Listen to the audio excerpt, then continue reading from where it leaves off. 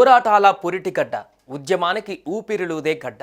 ఉమ్మడి కరీంనగర్ జిల్లా, ప్రస్తుతం పెద్దపల్లి జిల్లా మారుమూల గ్రామం బందంపల్లిలోని ఓ నిరుపేద రైతు కుటుంబంలో జన్మించాడు ఆయన. అప్పుడు ఆ సాధారణ రైతుకి తెలియలేదు, తన కొడుకు దేశానికే ఉత్తమ ఇంజనీర్లను, డాక్టర్లను, లాయర్లను, సైంటిస్టులను, మేటి నాయకులను తయారు చేసే విద్యావేత్త అవుతాడని. సమాజమే దేవాలయం అని నమ్మి తన వంతుగా ఎందరో మేధావులను సృష్టించాడు ఆయన.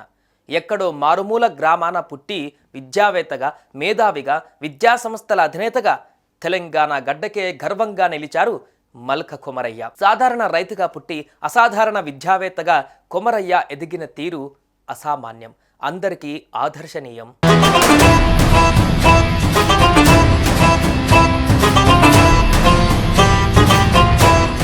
అది 1959 అక్టోబర్ 1న ఉమ్మడి కరీంనగర్ జిల్లా పెద్దపల్లిలోని బందెంపల్లిలో జన్మించారు కొమరయ్య. కనీసం స్కూల్ కూడా లేని మారుమూల గ్రామం అది.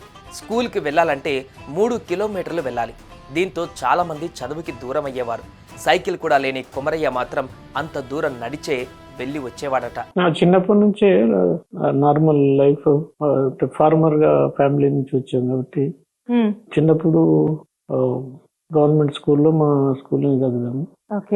బట్టి అగ్రికల్చర్ వర్క్ కూడా చేసేవాళ్ళం హాలిడేస్ లో, లేకుంటే మార్నింగ్ నైట్ లో అగ్రికల్చర్ వర్క్ చేసి. ఆర్థిక పరిస్థితి అంటే అగ్రికల్చర్ ల్యాండ్స్ ఉండేవి.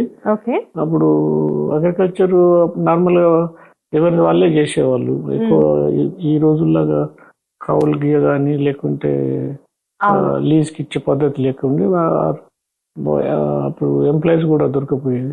కాబట్టి ఎవరి భూమి వాళ్ళే సాగు చేసేది. కాబట్టి అందులో నేను మా బ్రదర్స్ కలిసి చేసేవాళ్ళం.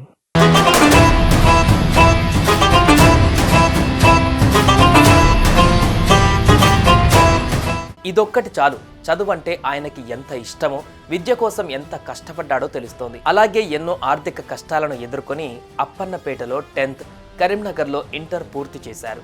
అప్పట్లో ఇంటర్ కంప్లీట్ చేయడమే గగనం అనుకుంటే కొమరయ్య ఏకంగా ఉస్మానియా యూనివర్సిటీలో సివిల్ ఇంజనీర్ సీటు సాధించి తన సత్తా ఏంటో చూపించారు.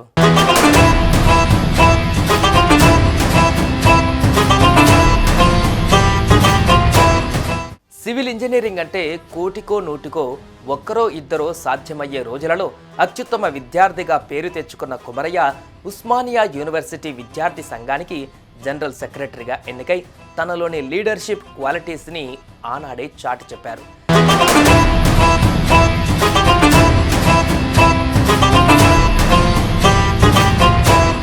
ఇవన్నీ ఒక వంతు అయితే కొమరయ్యలోని హెల్పింగ్ నేచర్ మరో వంతు.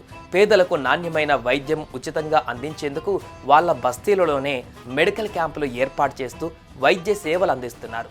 ఇలా ప్రతి సంవత్సరం వందలాది హెల్త్ క్యాంప్స్ నిర్వహిస్తూ పేదలకి విద్యనే కాదు ఆరోగ్యాన్ని అందిస్తూ తను పడిన కష్టం మరెవ్వరూ పడకూడదు అని ముందుకు సాగుతున్నారు కొమరయ్య.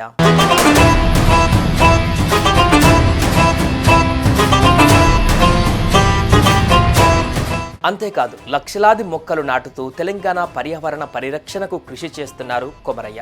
DRDO టెక్నాలజీతో ఎకో భారత్ అనే ప్లాంట్ నెలకొల్పి భూమిలో తేలిగ్గా కలిసిపోయే డిగ్రేడబుల్ కవర్స్ తయారు చేస్తున్నారు. వ్యవసాయ ఇతర వ్యర్థాల నుంచి పవర్ జనరేట్ చేసేందుకు శాలివాహన గ్రీన్ ఎనర్జీని నెలకొల్పారు. ఎలాంటి లాభాపేక్ష ఆశించకుండా తెలంగాణని ప్లాస్టిక్ భూతం నుండి కాపాడేందుకు తన వంతు కృషి చేస్తున్నారు కొమరయ్య.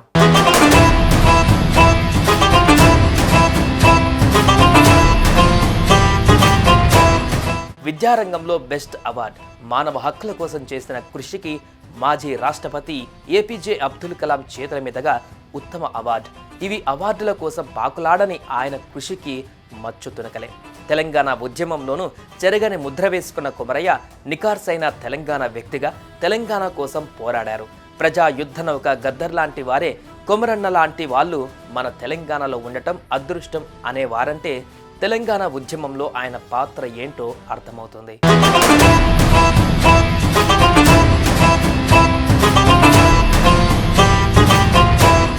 మారుమూల గ్రామంలో తాను అనుభవించిన కష్టం తెలుసు.